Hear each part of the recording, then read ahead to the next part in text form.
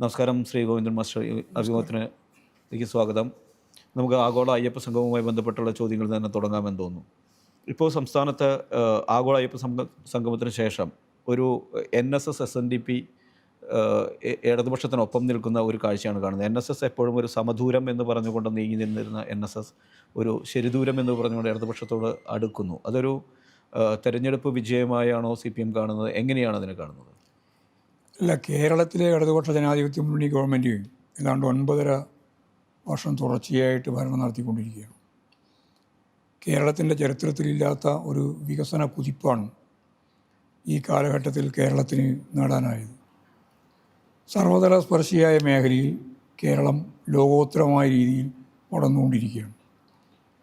ഏതെങ്കിലും ഇന്ത്യൻ സംസ്ഥാനത്തെ പറ്റിയല്ല ഞാൻ പറയുന്നത്.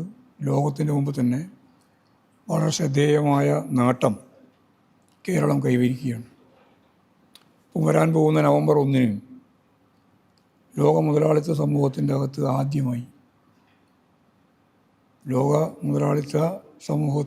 ആദ്യമായി അതിദാരിദ്ര്യം അവസാനിപ്പിക്കുന്ന ആദ്യത്തെ നാടായി കേരളം മാറാൻ പോവുകയാണ്. അത് കേരളത്തിന് ലോകത്തിൻ്റെ മുമ്പിലുള്ള ഏറ്റവും വലിയ അംഗീകാരമായിരിക്കും. ഇപ്പോൾ ജനകീയ ചൈനയുടെ ഭാഗമായിട്ട് ഒരു ഡെലിഗേഷൻ ഇതിനിടെ തിരുവനന്തപുരത്ത് വന്നിരുന്നു. ഡെലിഗേഷൻ വന്നപ്പോൾ അവർ ഞങ്ങളോട് ചോദിച്ച ഒരു പ്രധാനപ്പെട്ട ചോദ്യം, ഞങ്ങൾ 1949 ചൈനീസ് വിപ്ലവത്തിലൂടെ ജനകീയ ചൈന അധികാരത്തിൽ വന്നു. ഞങ്ങളിപ്പോൾ 2022 അതിദാരിദ്ര്യം പൂർണ്ണമായിട്ട് ചൈനയിൽ അവസാനിപ്പിച്ചത്. അങ്ങനെയുള്ള അതീവ ഗൗരവമുള്ള ഒരു പ്രശ്നം നിങ്ങൾക്ക് എങ്ങനെയാണ് കേരളത്തിൽ ഈ അതിദാരിദ്ര്യം അവസാനിപ്പിക്കാൻ സാധിച്ചത് എന്ന് അവർ ഞങ്ങളോട് ചോദിക്കുകയുണ്ടായി. ഇപ്പോൾ ഒരു അത്ഭുതത്തോടുകൂടിയാണ് അവർ കാണുന്നത്. കാരണം കേരളത്തിലെ പട്ടിണി രേഖയുമായിട്ട് ബന്ധപ്പെട്ടുകൊണ്ടുള്ള ഗവൺമെൻറ്റിൻ്റെ തന്നെ ഇൻഡെക്സ് വെച്ച് പരിശോധിച്ചുകൊണ്ട് അവർ പറഞ്ഞത്, നീതി ആയോഗ് ഉൾപ്പെടെ പറഞ്ഞത് 30%, 32%ഒക്കെയാണ് ഇന്ത്യൻ സംസ്ഥാനങ്ങളിലെ പൊതുവായിട്ടുള്ള അതിദാരിദ്ര്യരുടെ എണ്ണം ഒരു കുടുംബം. കേരളത്തിൽ അപ്പോൾ 0.7% 5 കൊല്ലം മുമ്പ്. ആ 0.7% പൊതുധാരയിലേക്ക് കൊണ്ടുവരണമെന്നാണ് 2ാം ടേമിലെ പിണറായി വിജയൻ ഗവൺമെൻറ്റിൻ്റെ ആദ്യത്തെ മന്ത്രിസഭാ തീരുമാനം. അതിൻ്റെ ആദ്യത്തെ കണക്കെടുപ്പ് നടത്തി. അപ്പോൾ 64,006 കുടുംബമുണ്ട്. ഈ 64,006 കുടുംബത്തെയും കേന്ദ്രീകരിച്ചുകൊണ്ട് നടത്തിയിട്ടുള്ള ശ്രമകരമായ ഒരു പ്രവർത്തനത്തിൽ നിന്നാണ് ലോകത്തിന് തന്നെ മാതൃകയാവാൻ പോകുന്ന ഒരു പ്രഖ്യാപനം വരുന്ന നവംബർ മാസം 1-ാം തീയതി അതിദരിദ്രരില്ലാത്ത ഇന്ത്യയിലെ ആദ്യത്തെ സംസ്ഥാനമായി കേരളം പ്രഖ്യാപിക്കാൻ പോകുന്നത്. വളരെ ശക്തമത്തായ ഒരു ഇടപെടൽ ഗവൺമെൻറ്റിൻ്റെ വിവിധ ഡിപ്പാർട്ട്മെൻറ്റുകൾ, വകുപ്പുകൾ എല്ലാം ചേർന്ന് നടത്തിയപ്പോഴാണ് സൂക്ഷ്മാംശത്തിൽ കണ്ടെത്തിയ ഈ 64,006 കുടുംബത്തെയും പൊതുധാരയിലേക്ക് നയിക്കാൻ നമുക്ക് സാധിച്ചത്. അപ്പോൾ അങ്ങനെ ഞാൻ ഓരോന്നോരോന്നായിട്ട് പറയാനല്ല ഉദ്ദേശിക്കുന്നത്. പറയാൻ പുറപ്പെട്ടാൽ പിന്നെ അത് തീരുന്ന പ്രശ്നമല്ല. നാഷണൽ ഹൈവേ ഉൾപ്പെടെയുള്ള പശ്ചാത്തല സൗകര്യ വികസനം കിഫ്ബിയുടെ സഹായത്തോടു കൂടിയാണ് 5,600 കോടി രൂപ കേരള ഗവൺമെൻറ് മറ്റൊരു ഗവൺമെൻറ്റും കൊടുക്കേണ്ടി വരാത്ത രീതിയിലുള്ള ബാധ്യത ഏറ്റെടുത്തുകൊണ്ട് തന്നെ നമ്മൾ നാഷണൽ ഹൈവേ വരുന്ന ഇക്കൊല്ലം അവസാനിക്കുമ്പോൾ മാർച്ച് ആദ്യമാകുമ്പോഴേക്ക് പൂർണ്ണമായും തിരുവനന്തപുരത്ത് നിന്ന് തലപ്പാടി വരെ എത്താൻ പോവുകയാണ്. അതേപോലെ തന്നെയാണ് ഗയൽ പദ്ധതി. നടപ്പിലാക്കാൻ സാധിക്കില്ല എന്ന് പറഞ്ഞിട്ട് ഉമ്മൻചാണ്ടി ഗവൺമെൻറ് ഉപേക്ഷിച്ചതാണ്. അത് പൂർത്തിയാക്കി, ഇതിന് മുമ്പേ പൂർത്തിയാക്കി. കൂടംകുളത്ത് നിന്നുള്ള വൈദ്യുതി ലൈൻ കൊച്ചിയിലേക്കുള്ളത് അത് പൂർത്തിയാക്കി. തീരദേശ ഹൈവേ, അതുപോലെ തന്നെ മലയോര ഹൈവേ, കേരളത്തിൻ്റെ റോഡ് പൂർണ്ണമായിട്ടും പരിശോധിച്ച് നോക്കിയാൽ പ്രധാനപ്പെട്ട റോഡുകൾ മുഴുവൻ ലോകോത്തരമായ രീതിയിലുള്ള റോഡുകളാക്കി മാറ്റാൻ നമുക്ക് കഴിഞ്ഞു. കേന്ദ്ര ഗവൺമെൻറ് സാമ്പത്തിക പ്രതിരോധം ചേർത്തപ്പോഴാണ്, ആ പ്രതിരോധം നടത്തിക്കൊണ്ടിരിക്കുന്ന സന്ദർഭത്തിലാണ് നമ്മളിതെല്ലാം ചെയ്യുന്നത്. കിഫ്ബിയെ ബോധപൂർവവും ശാസ്ത്രീയമായും ഭാവനാപൂർവവും ഉപയോഗിച്ചപ്പോഴാണ് നമുക്ക് 90,000 കോടി രൂപയുടെ പ്ലാൻ ഫണ്ടിൻ്റെ പുറത്തുള്ള വികസന പ്രവർത്തനത്തിന് കിഫ്ബിയെ നമുക്ക് ഉപയോഗിക്കാൻ കഴിഞ്ഞത്. അപ്പോൾ പശ്ചാത്തല സൗകര്യം എന്ന് പറഞ്ഞാൽ റോഡ്, പാലം, ഹൈസ്കൂളുകൾ, അതുപോലെ തന്നെ വിദ്യാഭ്യാസ സ്ഥാപനങ്ങൾ ഒക്കെ മാറിയല്ലോ, മുഖചിത്രം മാറി. അങ്ങനെ പശ്ചാത്തല സൗകര്യം കൊണ്ട് മാത്രം ഒരു രാജ്യം വികസിക്കില്ല, ഒരു നാട് വികസിക്കില്ല. അതിനാവശ്യമായ വ്യാവസായിക, കാർഷിക മേഖലയിലുള്ള തൊഴിലുൾപ്പെടെയുള്ള പ്രശ്നങ്ങളുണ്ട്. ഇപ്പോൾ തൊഴിൽ മേഖലയിലാണ് നമ്മൾ ഏറ്റവും വലിയ പ്രശ്നം അഭിമുഖീകരിക്കുന്നത്. മുമ്പ് അന്ന് ഗവൺമെൻറ്, പിണറായി രണ്ടാം ടേമിലെ ഗവൺമെൻറ് ആദ്യം തന്നെ തീരുമാനിച്ചു, നമുക്ക് ഒരു വർഷം 1,00,000 സംരംഭകരെ കണ്ടെത്തണം. തൊഴിലില്ലായ്മ പരിഹരിക്കാൻ 2 വഴിയേ ഉള്ളൂ. ഒന്ന്, അഭ്യസ്തവിദ്യരായ യുവതി യുവാക്കൾ സർവീസിൻ്റെ ഭാഗമായിട്ട്, ജോലിയുടെ ഭാഗമായിട്ട് മാറുക, അതാണ് ഒന്ന്. 2, അവർ തന്നെ സ്വയം സംരംഭകരായിട്ട് മാറുക. ഈ 2-ൽ ആദ്യത്തെ ഭാഗമാണ് ഫസ്റ്റ് പ്രയോറിറ്റിയോടുകൂടി തുടങ്ങിയത്.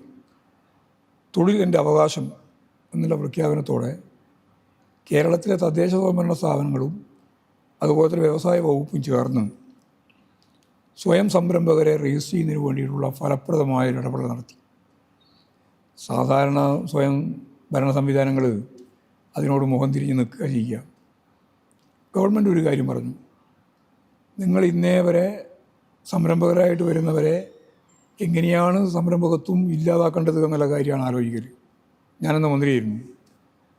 ഇനി അതല്ല, നിങ്ങൾക്ക് ഉത്തരവാദിത്തമുണ്ട്, ഇത്ര ആളുകൾക്ക് ജോലി ഇന്ന മുനിസിപ്പാലിറ്റി, കോർപ്പറേഷൻ, പഞ്ചായത്ത് അവർ നൽകണം എന്ന് പറഞ്ഞാൽ സാധാരണയുള്ള സ്ഥിതിയിൽ നിന്ന് തികച്ചും വ്യത്യസ്തമായ ഒരു ചിത്രമാണ് ഗവൺമെൻറ് അവതരിപ്പിച്ചത്. ഇതേവരെ സെക്രട്ടറി ആയാലും അതുപോലെ തന്നെ അവിടുത്തെ ഉദ്യോഗസ്ഥന്മാരായാലും ഇങ്ങനെയുള്ള സംരംഭകരുമായിട്ട് വന്ന് 3, 4, 5 കൊല്ലം നടന്ന് അവസാനം സാങ്കേതികത്വത്തിൻ്റെ ഭാഗമായിട്ട് അങ്ങോട്ട് അവസാനിപ്പിച്ച് പോലാണ്. അതുകൊണ്ട് സംരംഭത്വവും ഇല്ല. ആ പരിപാടിക്ക് വേണ്ടി നടന്നവനൊക്കെ പ്രയാസപ്പെട്ടു പോകുന്നൊരവസ്ഥയായിരുന്നു. ഇതിവരുടെ ബാധ്യതയാണെന്ന് തോന്നുന്നു. ഗവൺമെൻറ്റിൻ്റെ തന്നെ ഏറ്റവും പ്രധാനപ്പെട്ട നിബന്ധന, നിങ്ങൾ ഓരോരുത്തരും, ഓരോ പഞ്ചായത്തും, ഓരോ മുനിസിപ്പാലിറ്റിയും, കോർപ്പറേഷനും ആയിരക്കണക്കിന് ആളുകൾക്ക് തൊഴിൽ നൽകാനുള്ള ബാധ്യത ഏറ്റെടുക്കേണ്ടുന്ന തദ്ദേശ സ്വയംഭരണ സ്ഥാപനങ്ങളാണ്, പ്രാദേശിക ഭരണ സംവിധാനങ്ങളാണ് എന്ന് ഞങ്ങൾ പറഞ്ഞു.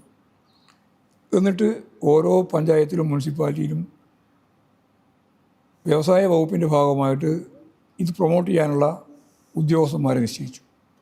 നല്ല കഴിവുള്ള, ശേഷിയുള്ളവരെ നിശ്ചയിച്ചു. ഞാൻ നേരത്തെ പറഞ്ഞ പോലെ സ്വയം സംരംഭകരെ രജിസ്റ്റർ ചെയ്യുന്ന പരിപാടി ആരംഭിച്ചു. 1,30,000 ആളെയാണ് നമുക്ക് രജിസ്റ്റർ ചെയ്യാനായത്.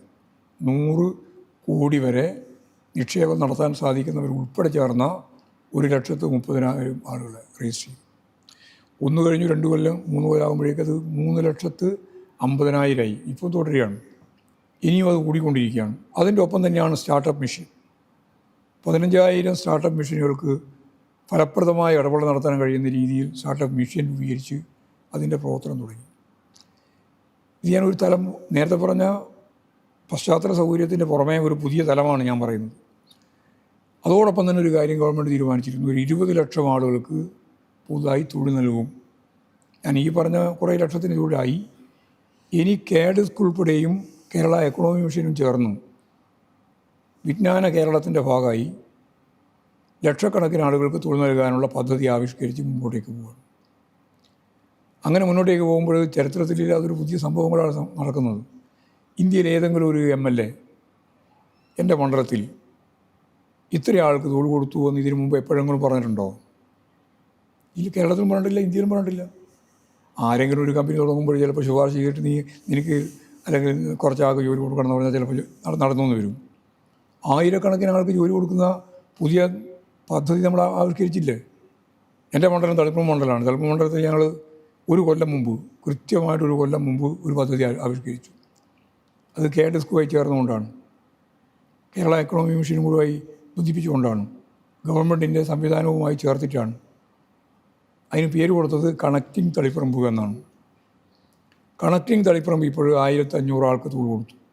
1 കൊല്ലമായിട്ടില്ല.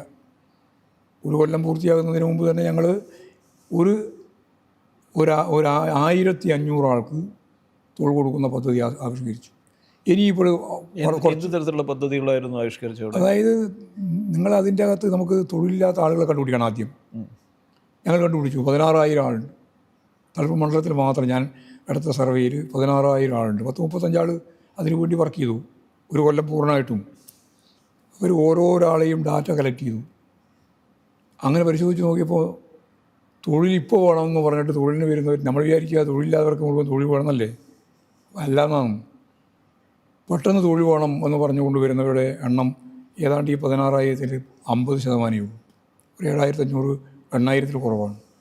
ബാക്കിയുള്ളവർക്ക് വീട്ടിൽ നിന്ന് മാറാൻ പറ്റില്ല, അച്ഛനുണ്ട്, അമ്മയുണ്ട്, പ്രായമുണ്ട്, അങ്ങനെയെല്ലാം പല കാരണങ്ങൾ പറയും. പിന്നെ ഈ ജോലി, അങ്ങനെയുള്ള ജോലി ഞങ്ങൾ ഉദ്ദേശിക്കുന്നില്ല, ഞാൻ പബ്ലിക് സർവീസ് കമ്മീഷൻ്റെ പരീക്ഷ എഴുതിയിട്ടുണ്ട്, അങ്ങനെയെല്ലാം പറഞ്ഞിട്ട് നിൽക്കുന്ന ഒരു വലിയ വിഭാഗമുണ്ട്. ഏതാണ്ട് 50% ഉണ്ട്. പക്ഷേ ഞാൻ ചോദിക്കട്ടെ, ഈ കേരളത്തിലപ്പോൾ അൺഎംപ്ലോയ്മെൻറ്റ്, പലതരത്തിലുള്ള അൺഎംപ്ലോയ്മെൻറ്റും അണ്ടർ എംപ്ലോയ്മെൻറ്റും അപ്പോൾ കാര്യമായിട്ട് തന്നെയുണ്ട്. അണ്ടർ എംപ്ലോയ്മെൻറ്റും കൂടിയുണ്ട്. എന്ന് പറഞ്ഞാൽ അവരാഗ്രഹിക്കുന്ന ജോലി കിട്ടാതിരിക്കുകയും എന്നാൽ ജോലി ലഭിക്കുകയും ചെയ്തിട്ടുണ്ട്. പക്ഷേ അവരൊന്നും ആരും സംതൃപ്തിയോടുകൂടി തൊഴിലുള്ളവരാണെന്ന് പറയുന്നില്ല. അപ്പോൾ ഞങ്ങൾ പരിശോധിച്ചപ്പോൾ നോക്കിയാൽ കണ്ടൊരു കാര്യം ഇതാണ്. അതിൽ ഭൂരിപക്ഷം സ്ത്രീകളാണ്, 50%-ലധികം സ്ത്രീകളാണ്. അപ്പോൾ അതിലൊരു വിഭാഗം, നല്ലൊരു വിഭാഗം, അവരിപ്പം പെട്ടെന്ന് കുട്ടി പ്രസവം കഴിഞ്ഞു, ഇനിയിപ്പം കുട്ടീൻ്റെ പ്രശ്നമുണ്ട്, അല്ലെങ്കിൽ ഇപ്പം കുട്ടി SLC പഠിച്ചുകൊണ്ടിരിക്കുകയാണ്, അങ്ങനെയെല്ലാമുള്ള നിരവധി കാര്യങ്ങളാണ് ഞങ്ങൾ പരിശോധിച്ചപ്പോൾ കണ്ടത്. അപ്പോൾ തൊഴിൽ വേണം, നിർബന്ധം തൊഴിൽ വേണം എന്ന് പറയുന്നത്. അതിൽ ലോകത്ത് എവിടെ വേണമെങ്കിലും പോവാം, കേരളത്തിലായാലും കുഴപ്പമില്ല, ഇനി കണ്ണൂർ ജില്ലയുടെ പുറത്തായാലും കുഴപ്പമില്ല, കണ്ണൂർ ജില്ലക്കകത്തായാലും കുഴപ്പമില്ല എന്നൊക്കെ പറയുന്നവരുടെ പൊതുവായൊരു ശതമാനം ഞാൻ പറഞ്ഞത്. ഏതാണ്ട് ഒരു 50% വരുള്ളൂ. അതിൽ MA-യും MSc-യും BA-യും BSc-യും കൊണ്ട് തൊഴിൽ കിട്ടില്ല. അവിടെയാണ് നമ്മുടെ ഏറ്റവും വലിയ പ്രശ്നം. കേരളത്തിൻ്റെ ഏറ്റവും പ്രധാനപ്പെട്ട ഒരു കാര്യം എന്താ പറഞ്ഞാൽ കമ്മ്യൂണിക്കേറ്റീവ് ഇംഗ്ലീഷാണ്. ലോകത്തിൻ്റെ വിവിധ മേഖലയിൽ തൊഴിലിന് വേണ്ടിയിട്ടുള്ള സാധ്യതയുണ്ട്. ഗവൺമെൻറ്റിൻ്റെ കയ്യിൽ തന്നെ 10 ലക്ഷം ആളുകളുടെ ഓഫറുണ്ട്. പക്ഷേ അവർക്ക് തൊഴിൽ കൊടുക്കാൻ സാധിക്കണമെങ്കിൽ എന്ത് വേണം? അവർ ഇൻ്റർവ്യൂ നടത്തും. ആ ഇൻ്റർവ്യൂ നടത്തുമ്പോൾ നല്ല മെറിറ്റ് ഉണ്ടാകും, പക്ഷേ അത് ശരിയായ രീതിയിൽ അവതരിപ്പിക്കാൻ സാധിക്കുന്നില്ല. ഇപ്പോൾ കമ്മ്യൂണിക്കേറ്റീവ് ഇംഗ്ലീഷ് വളരെ പ്രധാനമാണ്. മറ്റൊന്ന് സ്കില്ല്. ഇപ്പോൾ MA കഴിഞ്ഞവർക്ക് ഈ കമ്പനിക്ക് ആവശ്യമുള്ള സ്കില്ലുണ്ടാവില്ല. പക്ഷേ ആ സ്കില്ലിന് 6 മാസമേ കൊണ്ടു, അല്ലെങ്കിൽ 3 മാസമേ കൊണ്ടു, അല്ലെങ്കിൽ 15 ദിവസമേ കൊണ്ടു. അത്തരത്തിലുള്ള സ്കില്ല് കൊടുക്കണം. നമ്മൾ മെൻറ്റർമാരെ തീരുമാനിച്ചു, അവർ പരിശീലനം തുടങ്ങി, ഇംഗ്ലീഷ് പഠനത്തിൻ്റെ ഭാഗമായിട്ട് സ്പോക്കൺ ഇംഗ്ലീഷ് ചെയ്തു. അങ്ങനെ ചെയ്തു വന്നപ്പോൾ നല്ല ആത്മവിശ്വാസമായി. ലോകത്തിൻ്റെ ഏത് ഭാഗത്തു നിന്നുള്ള ഇൻ്റർവ്യൂവിനും ഹാജരാവാൻ അവർക്ക് ആത്മവിശ്വാസമായി. ആ വിശ്വാസത്തെ അടിസ്ഥാനപ്പെടുത്തിയിട്ട് അവർക്ക് തൊഴിൽ കിട്ടുന്ന സാഹചര്യം വന്നു. അപ്പോൾ കേരളത്തിനകത്ത് കിട്ടി, കണ്ണൂർ ജില്ലക്കകത്ത് കിട്ടി, അതുപോലെ പുറത്ത് കിട്ടി, ലോകത്തിൻ്റെ വിവിധ മേഖലയിലുള്ള ആളുകളിൽ നിന്ന് അവർക്ക് ജോലി ലഭിക്കുന്ന സാഹചര്യം ഉണ്ടായി. ഏതാണ്ട് ഒരു കൊല്ലത്തിന് മുമ്പ് 1300 ഇപ്പോഴേതാണ്ട് 1500 ആൾക്ക് ജോലി കൊടുക്കാൻ ഒരു നിയോജക മണ്ഡലത്തിൻ്റെ ഭാഗമായിട്ട് ഈ ശ്രമം നടത്തിയപ്പോൾ നമ്മൾ തുടങ്ങിയിട്ടേ ഉള്ളൂ. ഒരു കൊല്ലമേ ആയിട്ടുള്ളൂ. ആ ഒരു കൊല്ലം കൊണ്ട് നമുക്ക് സാധിച്ചു. ഇനിയും ഈ 2, 3, 4, 5, 5-6 മാസം ഉണ്ടല്ലോ, ഈ 5-6 മാസം കൊണ്ട് ഒരു 2000 ആൾക്കെങ്കിലും ജോലി കൊടുക്കാൻ പറ്റും. അപ്പോൾ ഇങ്ങനെ ഇത്തരത്തിൽ പദ്ധതികൾ നടക്കുമ്പോഴും കേരളത്തിൽ നിന്ന് ആളുകൾ പുറത്തേക്ക് പോവുകയാണ്. നമ്മുടെ യൂത്ത് മുഴുവൻ പുറത്തേക്ക്. അങ്ങനെ മുഴുവൻ പോകുന്ന പറയുന്ന കാര്യമൊന്നുമില്ല. ഇനി ഏഴ് പോകുന്ന 88 ലക്ഷമാണ് അപേക്ഷിക്കണമെങ്കിൽ അപേക്ഷാപത്രത്തിൻ്റെ പേര് അമേരിക്ക നിശ്ചയിച്ചിട്ടുള്ള ഇപ്പോഴത്തെ തീരുമാനിച്ചിട്ടുള്ള റേറ്റ് എത്ര? 88 ലക്ഷം റുപ്യ. ഏത് ചെറുപ്പക്കാരൻ പോകുന്ന? യു കെയിലാണെങ്കിൽ ഇപ്പോൾ ലോക ചരിത്രത്തിൽ ജനാധിപത്യത്തിന് വെറും പേര് കേട്ടതല്ല, നമുക്ക് അനുഭവമുണ്ടല്ലോ അല്ലേ? ജർമ്മനിയിൽ നിന്നും അതുപോലെ തന്നെ ഫ്രാൻസിൽ നിന്നും ലോകത്തിൻ്റെ പല ഭാഗത്തു നിന്നും യൂറോപ്പിൽ തന്നെ അവിടുന്ന് നാട് കടത്തപ്പെട്ടപ്പോൾ അവരുടെ എല്ലാം അഭയകേന്ദ്രമായിട്ട് നിന്ന ലോകത്തിൻ്റെ കേന്ദ്രം, നമ്മളെല്ലാം പഠിച്ചതും മനസ്സിലാക്കിയതും എവിടെയാണ്? ബ്രിട്ടനാണ്, UK ആണ്, ഇംഗ്ലണ്ടാണ്. അവിടെയാണല്ലോ മാർസ് വന്നത്, അവിടെയാണല്ലോ എംഗൽസ് എത്തിയത്. അവരെല്ലാം ചേർന്നുകൊണ്ടാണല്ലോ അഭയാർത്ഥികളുടെ ലീഗ് ഉണ്ടാക്കിയത്. ഇതിൽ 1800 ഇത്ര ഞാൻ പറയുന്നത്. അഭയാർത്ഥികളുടെ ലീഗിൽ നിന്നാണ് കമ്മ്യൂണിസ്റ്റ് ലീഗ് ഉണ്ടായത്. അത് 1847 അതിൻ്റെ തുടർച്ചയായിട്ടാണ് അവരുടെ ഗവേഷണവും പഠനവും നടത്തിയിട്ട് 1848 കമ്മ്യൂണിസ്റ്റ് മാനിഫെസ്റ്റോ ഉണ്ടാക്കിയത്. ലോകത്തിൻ്റെ മുമ്പിൽ ചൂഷണത്തിൻ്റെ അടിസ്ഥാനം എന്താണെന്ന് കണ്ടെത്തിയ ശാസ്ത്രീയ ഗ്രന്ഥം മാർക്സ് തയ്യാറാക്കിയിട്ടുള്ളത് അവിടെ നിന്ന് തന്നെയാണ്, ഇംഗ്ലണ്ടിൽ നിന്ന് തന്നെയാണ്, ആ ലൈബ്രറിയിൽ നിന്നാണ്. അതിൻ്റെ ഭാഗമായിട്ട് കിട്ടിയിട്ടുള്ള ഏറ്റവും പ്രധാനപ്പെട്ട ഡോക്യുമെൻറ്റുകൾ ഉപയോഗിച്ചുകൊണ്ടാണ് മൂലധനം എഴുതിയത്. പക്ഷേ നമ്മുടെ അങ്ങനെയെല്ലാമുള്ള ഇംഗ്ലണ്ടിൽ വംശീയമായി ലക്ഷക്കണക്കിന് ആളുകളെ അണിനിരത്തി പ്രകടനം നടത്താൻ സാധിക്കുന്ന തരത്തിലേക്കുള്ള സമൂഹത്തിൻ്റെ പിന്നോക്കം പോക്ക് ലോകം കണ്ടുകൊണ്ടിരിക്കുകയാണ്. അപ്പോൾ ഇനി മുഴുവൻ ആളുകളും പുറത്തേക്ക് പോകാൻ പോവാണ് എന്നുള്ള രീതിയിലുള്ള പല്ലവിക്കൊന്നും വലിയ കാര്യമില്ല. കേരളീയരായിട്ടുള്ള ആളുകൾക്ക് കേരളത്തിൽ തന്നെ ജോലി കൊടുക്കാനുള്ള സാധ്യതയുണ്ട്. അതിനുള്ള ഏറ്റവും പ്രധാനപ്പെട്ട ടെക്നോളജിയും ശേഷിയും നമുക്കുണ്ട്. പണത്തിനും യാതൊരു കുഴപ്പമില്ല. പണവും കേരളം കണ്ടെത്തിയിട്ടുണ്ട്. ഇതൊരു പുതിയ അനുഭവമായിരിക്കും. ഇതേവരെ എല്ലാവരും പറഞ്ഞുകൊണ്ടിരുന്നത് നമുക്ക് ഇവിടെ നിന്നാണ് പണം ഉള്ളത് എന്നാണ്. അഭ്യസ്തരായ യുവതി യുവാക്കൾ ഇവിടെയുണ്ട്, പക്ഷേ പണമില്ല എന്നാണല്ലോ പറഞ്ഞുകൊണ്ടിരുന്നത്. എന്നാൽ അതേയല്ല ചിത്രം. നമ്മളിപ്പോൾ കിഫ്ബി വഴി 90,000 കോടി ഉപയോഗിച്ചു. വേറെ ഏതെങ്കിലും സംസ്ഥാനത്തിന് അതിൻ്റെ ആലോചനയുടെ ഒരു ഭാഗം പോയിട്ടുണ്ടോ? കേന്ദ്രം കൊടുക്കുന്ന പണത്തിൻ്റെ ഭാഗമായിട്ട് ഉപയോഗിക്കുകയല്ലാതെ. കേന്ദ്രം തരുന്നില്ല എന്ന് കണ്ടപ്പോൾ പുതിയ മാർഗം കണ്ടുപിടിച്ചു. അതാണ് കിഫ്ബിയെ പുതിയ രീതി ഞാൻ നേരത്തെ പറഞ്ഞില്ലേ ഭാവനാപൂർവ്വം ഉപയോഗിച്ചത്. അപ്പോൾ പശ്ചാത്തല സൗകര്യം ശരിയായിട്ടുണ്ട്. ഇനി നമുക്ക് വേണ്ടത് സ്റ്റാർട്ടപ്പ് മിഷൻ ഉൾപ്പെടെ ചേർന്ന് വന്നാൽ പുതിയ ഐഡിയ നമ്മുടെ മുമ്പിൽ വരും. അപ്പോൾ നിക്ഷേപിക്കാനുള്ള ആളുകളാണ് വേണ്ടത്. അതാണ് കഴിഞ്ഞ കുറച്ച് മാസം മുമ്പ് എറണാകുളത്ത് 26 രാജ്യങ്ങളിൽ നിന്ന് 2,500 ആളുകൾ പങ്കെടുത്ത നിക്ഷേപ സമ്മിറ്റ് നടത്തിയത്. ആ സമ്മിറ്റിൻ്റെ ഭാഗമായിട്ട് ഇപ്പോൾ രാജീവിന് അവസാനം പറഞ്ഞത് 2 ലക്ഷം കോടി ഉറുപ്പിക നിക്ഷേപിക്കാൻ നമ്മുടെ മുമ്പിൽ ഓഫറുണ്ട് കേരളത്തിന്. ഈ 2 ലക്ഷം കോടി നിക്ഷേപിക്കാൻ ഓഫർ മാത്രം പോരല്ലോ, അതിനെന്ത് വേണം?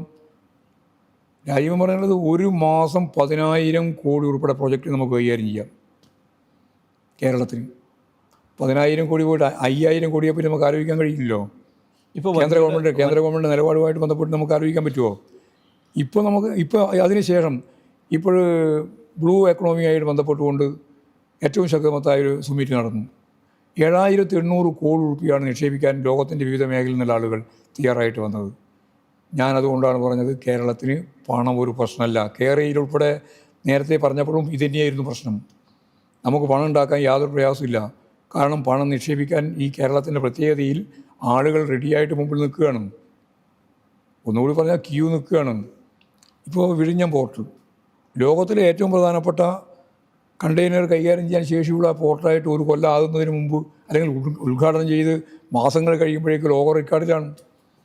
ഇനി അതിൻ്റെ ലോജിസ്റ്റിക് ഉൾപ്പെടെയും അതുപോലെ തന്നെ അത് നീക്കുന്നതിന് വേണ്ടി ഇതേവരെ അവിടെ ഇറക്കിയിട്ട് വേറെ കപ്പലിൽ കൊണ്ടുപോകണം. ഇനി അതിനെ റോഡ് മാർഗവും അതുപോലെ തന്നെ റെയിൽ മാർഗവും കൊണ്ടുപോകാനുള്ള ഒരു ശ്രമം കൂടി നടത്തിയാൽ 10,000 ആളുകൾക്കാണ് പുതിയ അവസരം വരാൻ പോകുന്നത്. തിരുവനന്തപുരത്തിൻ്റെയും കൊല്ലത്തിൻ്റെയും മുഖചിത്രം മാറും. കൊച്ചി ഇപ്പോൾ തന്നെ മുഖം മാറിയിട്ടുണ്ട്. കോറിഡോർ വരാൻ പോവുകയാണ്, വ്യാവസായിക കോറിഡോർ ഇവിടത്തേക്ക് കോയമ്പത്തൂരിലേക്ക്. കോഴിക്കോട് നിന്ന് വ്യാവസായിക കോറിഡോർ കണ്ണൂരും കാസർഗോഡും കഴിഞ്ഞ് മംഗലാപുരത്തേക്ക്. ഇതെല്ലാം വളരെ നെറ്റ്വർക്ക് നടന്നുകൊണ്ടിരിക്കുകയാണ്. ഈ നെറ്റ്വർക്കിൽ 1,400 കോടി രൂപയാണ് പാലക്കാട് മാത്രം ഇപ്പോൾ ഏറ്റെടുത്തിട്ടുള്ളത്. ഏക്കറ ഭൂമി 1,400 ഏക്കറ. നേരത്തെ പറഞ്ഞ ക്യൂ നിൽക്കുന്ന ഈ ഫണ്ടിങ് ആവശ്യമുള്ള എല്ലാ കാര്യം ചെയ്യാൻ നിൽക്കുന്നവർ ഓരോ മാസം 10,000 കോടി രൂപ വീതം പ്ലാൻ ചെയ്ത് കാര്യങ്ങൾ മുന്നോട്ടേക്ക് നയിക്കാൻ ശ്രമിച്ചാൽ കേരളത്തിൻ്റെ തൊഴിലില്ലായ്മ പ്രശ്നം നമുക്ക് പരിഹരിക്കാം. ഓക്കെ, ഇനി ഈ പറഞ്ഞത് ഞാൻ നേരത്തെ പറഞ്ഞ ഏറ്റവും ഫലപ്രദമായ രീതിയിലുള്ള പ്രവർത്തനം നടത്താൻ ശേഷിയുള്ള ഈ നമ്മുടെ കേരളത്തിൻ്റെ ഭൗതിക സാഹചര്യത്തെ കൂടി ബുദ്ധിപരമായിട്ടുള്ള ഏറ്റവും പ്രധാനപ്പെട്ട പദ്ധതിയാണല്ലോ ഞാൻ പറഞ്ഞ സ്റ്റാർട്ടപ്പ് മിഷൻ. അതിൻ്റെ എല്ലാം കൂടി ചേർത്ത് ഒരു 10-20 കൊല്ലം കൊണ്ട് ലോകോത്തരമായ ഇന്ത്യ അടിസ്ഥാനത്തിലുള്ള വളർച്ചയല്ല ഞാൻ പറയുന്നത്, ഒരു മുതലാളിത്ത സമൂഹത്തിലെ ഒരു ബദൽ എങ്ങനെയാണ് കേരളത്തിൽ രൂപപ്പെട്ട് ലോകോത്തരമാകുന്നത് എന്ന് തെളിയിക്കാൻ പോകുന്ന വിദ്യാഭ്യാസ മേഖല, ആരോഗ്യ മേഖല, അതുപോലെ തന്നെ ഭവന പദ്ധതിയുടെ ഭാഗമായിട്ടുള്ള കാര്യം, അതുപോലെ തന്നെ ഇപ്പം പറഞ്ഞിട്ടുള്ള തൊഴിലില്ലായ്മ പരിഹരിക്കുന്നതിൽ ഇടപെടൽ, കാർഷിക മേഖലയിൽ ഇടപെടൽ, വ്യാവസായിക മേഖലയിൽ ഇടപെടൽ, ഇതെല്ലാം ഗവൺമെൻറ് ഒരു പുതിയ ദിശാബോധത്തോടുകൂടി ഇടതുപക്ഷ ജനാധിപത്യ മുന്നണിക്ക് ഗ്യാപ്പില്ലാതെ വന്നപ്പോൾ, ഗ്യാപ്പ് ഉണ്ടായിരുന്നവർ 3 കൊല്ലം അതിൻ്റെ പ്രശ്നം പരിഹരിക്കാൻ വേണം. ഇപ്പോൾ അതിൻ്റെ ഭാഗമായിട്ട് ഒരു പ്രശ്നമില്ലാതപ്പോൾ 9.5 കൊല്ലമാകുമ്പോഴേക്ക് ഈ ചിത്രത്തിലേക്ക് കേരളം എത്തിച്ചേർന്നിട്ടുണ്ട്. ഇതാണ് കേരളത്തോട് എല്ലാ സാമുദായിക രാഷ്ട്രീയ വിഭാഗങ്ങളും പൊതുജനങ്ങളും ഈ ഗവൺമെൻറ്റിന് ഒരു തുടർച്ച വേണം എന്ന് തീരുമാനിക്കുന്നത്. ആ പശ്ചാത്തലത്തിൽ ഇപ്പോഴും നിങ്ങൾ ചൂണ്ടിക്കാണിച്ചിട്ടുള്ള NSS ആയാലും SNDP ആയാലും വിവിധ സാമുദായിക സംഘടനകളായാലും വിവിധ രാഷ്ട്രീയ പാർട്ടിയിൽ നിൽക്കുന്ന ആയിരക്കണക്കിന് ലക്ഷക്കണക്കിന് മനുഷ്യരായാലും അവരെല്ലാം കേരളത്തിൽ ഒരു തുടർച്ച ഉണ്ടാവേണ്ടത് അനിവാര്യമാണ് വികസനത്തിന്. ലോകത്തെ വികസിത അർദ്ധവികസിത രാജ്യങ്ങളിലെ 400 കൊല്ലക്കാലമായിട്ട് വളർന്നു വന്നവർ ആ വികസനത്തോടൊപ്പം നിൽക്കാൻ, അവിടെ ജനങ്ങളുടെ ജീവിത നിലവാരം മെച്ചപ്പെടുത്താൻ നമുക്ക് സാധിക്കും എന്നതാണ് കേരളം, നവകേരളം എന്നുള്ളതുകൊണ്ട് ഞങ്ങൾ ഉദ്ദേശിക്കുന്ന പരിപാടി. അതിന് നല്ല പിന്തുണയാണ് കേരളത്തിലുടനീളം ലഭിച്ചുകൊണ്ടിരിക്കുന്നത്. കേരളത്തിൽ മാത്രമല്ല, ലോകത്ത് തന്നെ ലഭിച്ചുകൊണ്ടിരിക്കുന്നത്. ഇതാണ് ചിത്രം. ഓക്കെ, ഇനി ഞാൻ party secretary M V Govindan മാഷോട് സംസാരിക്കാം. എന്താ വെച്ചു? ഇപ്പോൾ ശബരിമല വികസനത്തിൻ്റെ കാര്യം പറഞ്ഞു. മാഷ് തുടങ്ങിയത് തന്നെ 9.5 വർഷം കഴിയുമ്പോൾ ഞങ്ങൾ ഇന്ന് സംഗമം നടത്തിയതിനെ കുറിച്ച് പറഞ്ഞുകൊണ്ടാണ്. ഹിന്ദു സംഗമം നമ്മൾ നടത്തിയില്ല. അതായത് പേരൊന്നും മാറ്റി ഉപയോഗിക്കണ്ട. ആഗോള അയ്യപ്പ സംഘം. അയ്യപ്പ സംഘം. ആഗോള അയ്യപ്പ സംഘം രണ്ടും രണ്ടാണ്. ഹിന്ദു സംഗമവും അയ്യപ്പ സംഗമവും എല്ലാം പറയാം. അല്ല, ഹിന്ദു സംഘം എന്നല്ല, ശബരിമല എന്ന് പറഞ്ഞത്. ഓക്കെ, ആഗോള അയ്യപ്പ സംഗമം നടത്തിയത് 9.5 വർഷം കഴിയുമ്പോഴാണ്. എന്തുകൊണ്ടാണ് ഇപ്പോൾ മാത്രം ശബരിമലയുടെ വികസനത്തെക്കുറിച്ച് അതുകൊണ്ട് മറ്റേ ചങ്ങായി പറഞ്ഞ പോലെ ഏതൊരു സിനിമയിൽ പറഞ്ഞില്ലേ, അരമണിക്കൂർ വേണമെങ്കിൽ ഞങ്ങൾ മുമ്പേ പുറപ്പെടാൻ ഫോൺ ചെയ്തിട്ട്. ഇതെല്ലാം വസ്തുനിഷ്ഠ യാഥാർത്ഥ്യത്തെ അടിസ്ഥാനപ്പെടുത്തിയിട്ടാണ് കാര്യങ്ങൾ ഓരോന്നും കൈകാര്യം ചെയ്തു പോകുന്നത്. എന്തുകൊണ്ടാണ് കിഫ്ബി അതിന് മുമ്പുള്ള ഗവൺമെൻറ് ഒന്നും കൈകാര്യം ചെയ്തതെന്ന് ചോദിച്ചിട്ടുള്ള കാര്യമുണ്ടോ? കിഫ്ബിക്ക് 90,000 കോടി രൂപ പ്ലാൻ ഫണ്ടിൻ്റെ പുറമെ കൈകാര്യം ചെയ്യാൻ സാധിക്കുന്ന ഒരു സാഹചര്യമുണ്ട്. നമുക്കിപ്പോഴല്ലേ മനസ്സിലാകുന്നത്. ഓരോന്നോരോന്നും അതിൻ്റെ പശ്ചാത്തലം എന്ന് പറഞ്ഞാൽ മൂർത്തമായ രീതിയിൽ മാത്രമേ മൂർത്തമായ കാര്യങ്ങൾ കൈകാര്യം ചെയ്യാൻ സാധിക്കുള്ളൂ. മാനസികമായ കണക്ക് കൂട്ടിയിട്ട് അതെന്തായിരുന്നു ഇത്രയും കൊല്ലം ചെയ്യായിരുന്നത് എന്ന് ചോദിക്കുന്ന ചോദ്യത്തിനൊരു ഇതെന്താണെന്ന് വെച്ചാൽ, ശബരിമല വിഷയം മുമ്പ് വലിയ വിവാദമാവുകയും അന്ന് ഹൈന്ദവ വോട്ടുകൾ CPM-നെ ആ ലോക്സഭാ തെരഞ്ഞെടുപ്പിൽ വലിയ തിരിച്ചടി നേരിടുകയും ചെയ്തു. ഒരു തിരിച്ചടി അങ്ങനെ പറയാനൊന്നും പറ്റുന്നതല്ല. ഹൈന്ദവ വോട്ട് പോയതുകൊണ്ട് ആണ് തിരിച്ചടി ഉണ്ടായതെന്നും ഞങ്ങൾ പറഞ്ഞിട്ടില്ല. CPM-ന്റെ ഈ ലോക്സഭ ഇലക്ഷൻ കഴിഞ്ഞിട്ടുള്ള റിവ്യൂലൊക്കെ പറയുന്നുണ്ട്, ഇല്ല ഒന്നും പറഞ്ഞില്ല.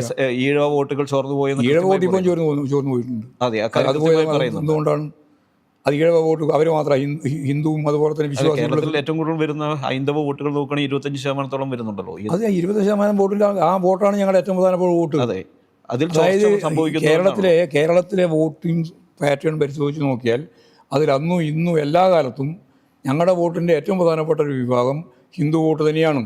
പിന്നെ കുറച്ച് ക്രിസ്ത്യൻ വോട്ടും കുറച്ച് മുസ്ലിം വോട്ടും ചേർന്നാലായല്ലോ കേരളത്തിൻ്റെ വോട്ടിംഗ് പാറ്റേണിൻ്റെ പൂർണ്ണമായ ഒരു ചിത്രം. അങ്ങനെ തന്നെയാണ്. അതുകൊണ്ട് അന്ന് എന്തോ വലിയ രീതിയിൽ ഞങ്ങൾക്ക് കുറഞ്ഞു പോയിരിക്കുന്നു എന്ന് പറയുന്നതിലൊന്നും വലിയ കാര്യമൊന്നുമില്ല. അതിപ്പോൾ ഇപ്രാവശ്യത്തെ ഇലക്ഷൻ എന്താ സ്ഥിതി? ഈ ലോക്സഭാ ഇലക്ഷൻ എന്തായിരുന്നു സ്ഥിതി? ഈ ലോക്സഭാ ഇലക്ഷന് ശേഷമുള്ള ഈഴവ വോട്ടുകൾ ഈ ഇലക്ഷൻ്റെ ഭാഗമായിട്ട് അങ്ങനെയുള്ള ഒരു പ്രശ്നം ഉണ്ടായിരുന്നില്ലല്ലോ. ഇവിടെ ഉണ്ടായിരുന്ന പ്രശ്നം എന്താ? ഈ പാർലമെൻറ്റ് ഇലക്ഷൻ്റെ 2 പാർലമെൻറ്റ് ഇലക്ഷൻ്റെയും ചിത്രം എന്താണ്? CPIM എന്ന് പറയുന്ന ഒരു പാർട്ടി കേരളത്തിലാണ് പ്രബലമായിട്ടുള്ളത്. പ്രത്യേകിച്ച് ബംഗാളിലും ത്രിപുരയിലും കൂടി ദുർബലമായപ്പോൾ. അങ്ങനെ വന്നാൽ നിങ്ങൾ ഇവിടെ നിന്ന് ജയിച്ചു പോയാലും ഇരിക്കുന്നത് ഇന്ത്യ മുന്നണിയുടെ ഇപ്പോഴാണെങ്കിൽ ഇന്ത്യ മുന്നണിയുടെ ഭാഗമാണ്. അപ്പോൾ സ്വാഭാവികമായിട്ട് ഇവിടെ പ്രത്യേകിച്ച് കേരളത്തിൻ്റെ പശ്ചാത്തലത്തിൽ രണ്ടാമത്തെ ആൾ കൊടുക്കുന്നതിനേക്കാൾ ഒന്നാമത്തെ ആൾ കൊടുക്കുന്നതല്ലേ നല്ലത് എന്ന രീതിയിൽ കോൺഗ്രസ്സിന് ഈ പറയുന്ന വിഭാഗം വോട്ട് ചെയ്തതിൻ്റെ ഭാഗമായിട്ടാണ് യഥാർത്ഥത്തിൽ CPIM പരാജയപ്പെട്ടത്. അല്ലാണ്ട് വേറെ ഏതെങ്കിലും കൊണ്ടല്ല പരാജയപ്പെട്ടത്.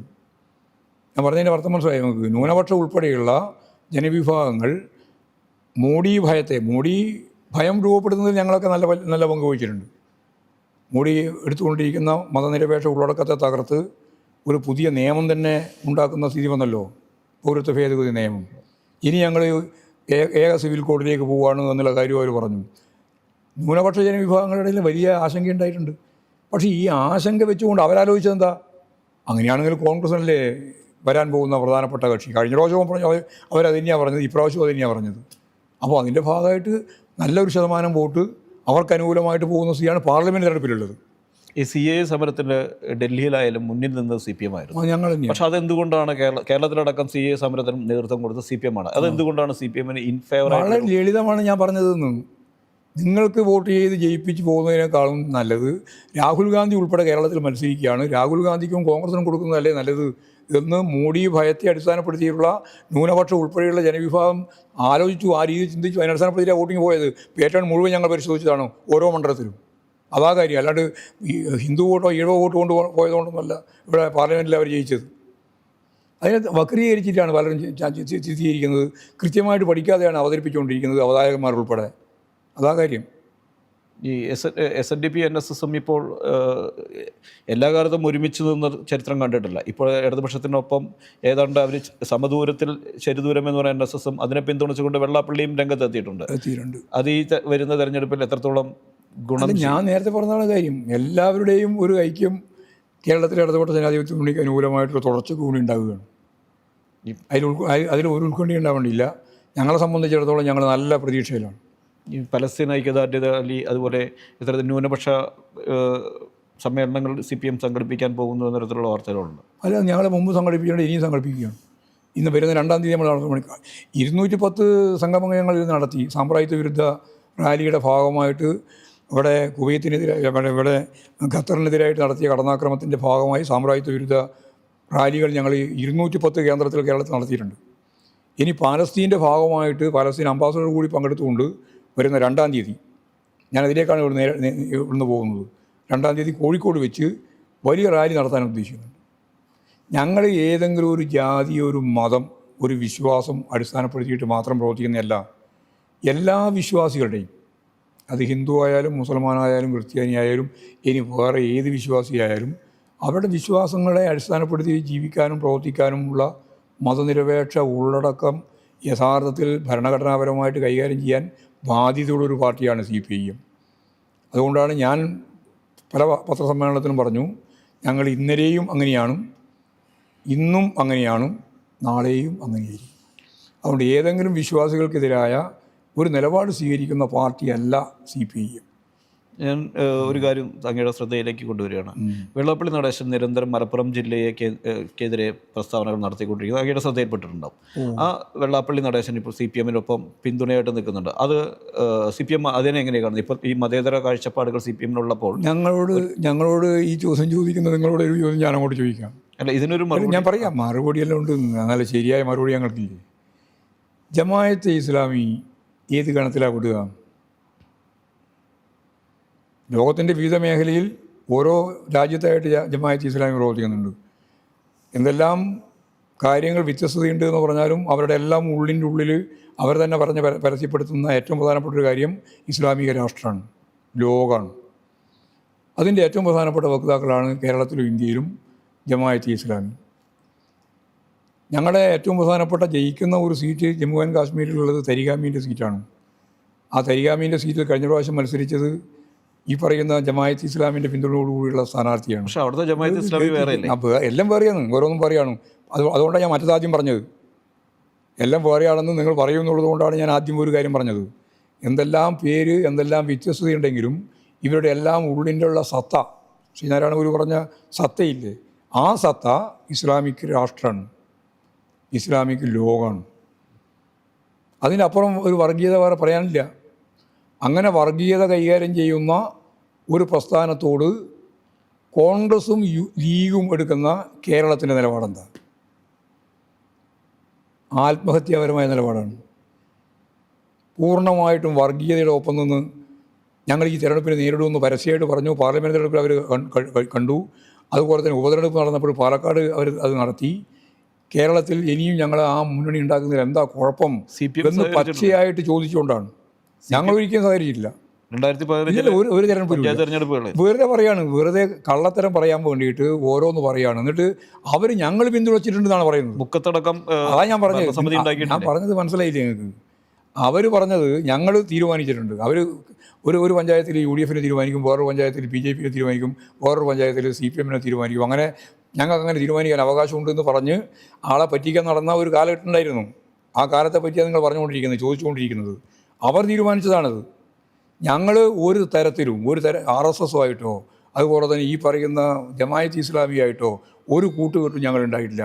ഇനി അഥവാ എവിടെയെങ്കിലും അങ്ങനെ ഒരു സംവിധാനത്തിൻ്റെ ഭാഗമായിട്ട് എവിടെയെങ്കിലും വന്നിട്ടുണ്ടെങ്കിൽ അത് മുഴുവൻ ഒഴിവാക്കാനാണ് പാർട്ടി തീരുമാനിച്ച് നിലപാട് സ്വീകരിക്കുകയും നിർദ്ദേശം കൊടുക്കുകയും ചെയ്തിട്ടുള്ളത്. അതുകൊണ്ട് അമ്മാതിരി വർത്തമാനത്തിനൊന്നും യാതൊരു അടിസ്ഥാനമില്ല. കളവ് പറയാൻ വേണ്ടിയിട്ട് ഓരോന്ന് കെട്ടിപ്പൊക്കി ഉണ്ടാക്കുന്ന ജമാഅത്തെ ഇസ്ലാമിൻ്റെ കളവാണത്. എല്ലാ വർഗീയവാദികളും ഏറ്റവും പ്രധാനപ്പെട്ട ഉപകരണം കളവാണ്. അത് RSS-ഉം അതെ, ജമാഅത്തെ ഇസ്ലാമിയും അതെ, കാസിയും അതെ. മനസ്സിലായില്ലേ? എല്ലാം കളവ് പറയാൻ വേണ്ടിയിട്ടുള്ള ഒരു ഗീബൽസിൻ്റെ സിദ്ധാന്തം അതേപോലെ പിന്തുടരുന്ന ഏറ്റവും പ്രധാനപ്പെട്ട വിഭാഗം ഈ ലോകത്ത് ആരാണ് എന്ന് ഇപ്പം ചോദിച്ചാൽ ഞാൻ ഉറപ്പിച്ച് പറയും, അത് ഈ പറയുന്ന വർഗീയവാദികളാണ്, സംഘപരിവാർ വിഭാഗങ്ങളാണ്. ചരിത്രത്തൊക്കെ എങ്ങനെയൊക്കെയാണ് പറഞ്ഞുകൊണ്ടിരിക്കുന്നത് ഈ സംഘപരിവാർ RSS. ചരിത്രത്തിൻ്റെ ഒരു അംശം പോലും മനസ്സിലാവാതെ എന്തും ചരിത്രത്തിൻ്റെ പേരും പറഞ്ഞിട്ട് പുരാണങ്ങളുടെയും അതുപോലെ തന്നെയുള്ള കാര്യങ്ങൾ അവതരിപ്പിച്ചുകൊണ്ടിരിക്കുകയല്ലേ. കളവാണ് പറഞ്ഞുകൊണ്ടിരിക്കുന്നത്, തെറ്റാണ്, അശാസ്ത്രീയമാണ്. ആ രീതിയിലുള്ള ഒരു കാര്യം നിങ്ങൾ ചോദിച്ച ചോദ്യം എൻ്റെ മനസ്സിലുണ്ട്. പക്ഷേ നിങ്ങൾ ഈ കാര്യം എന്താ പറയാതെന്നാണ് ഞാൻ ചോദിക്കുന്നത്. കേരളത്തിലെ UDF ചരിത്രത്തിലില്ലാത്ത രീതിയിൽ പരസ്യമായി ജമാഅത്തെ ഇസ്ലാമി എന്ന ന്യൂനപക്ഷ വർഗീയതയുമായിട്ട് ചേർന്ന് മുമ്പോട്ടേക്ക് പോകുന്ന പശ്ചാത്തലത്തിൽ കേരളത്തെ സംബന്ധിച്ചിടത്തോളം ഏതെല്ലാം ഏംഗിളിലാണ്, ഏതെല്ലാം തരത്തിലാണ് അതിൻ്റെ പ്രതിഫലനങ്ങൾ ഉണ്ടാകുക എന്ന് ഞാനിപ്പോൾ പറയുന്നില്ല. ഒരു കാര്യം ഞാൻ ഉറപ്പിച്ച് പറയാം, ദൂരവ്യാപകമായ പ്രത്യാഘാതം നേരിടേണ്ടി വരും. ഇടതുപക്ഷ ജനാധിപത്യ മുന്നണിയെ സംബന്ധിച്ചിടത്തോളം ഞങ്ങൾക്ക് ഒരു വർഗീയ ശക്തിയുമായിട്ടും ചേരുന്ന പ്രശ്നമില്ല.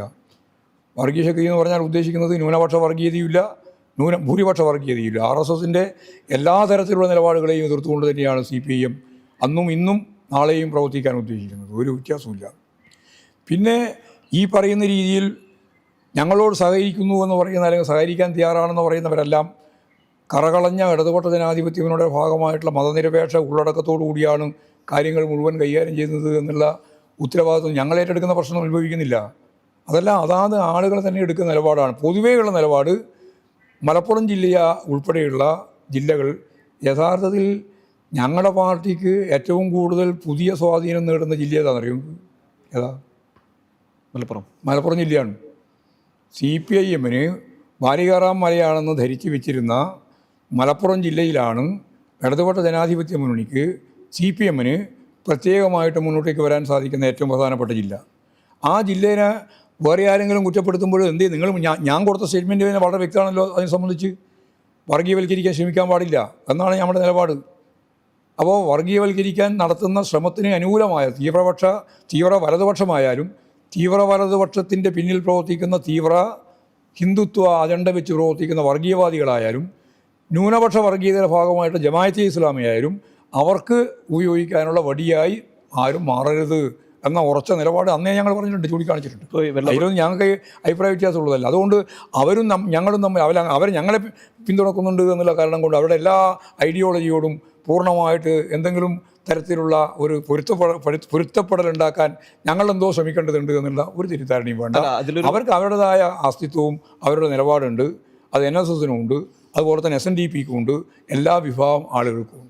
ഞങ്ങൾക്ക് ഞങ്ങളുടേതായ നിലപാടും. BJP ദേശീയ തലത്തിൽ RSS സംഘപരിവാറല്ല ദേശീയ തലത്തിൽ പറയുന്ന ഒരു നറേറ്റീവാണ് വെള്ളപ്പള്ളി നടേശൻ പറഞ്ഞിരിക്കുന്നത്. അതൊരു അപകടകരമായ ഒരു നറേറ്റീവ് അല്ലേ?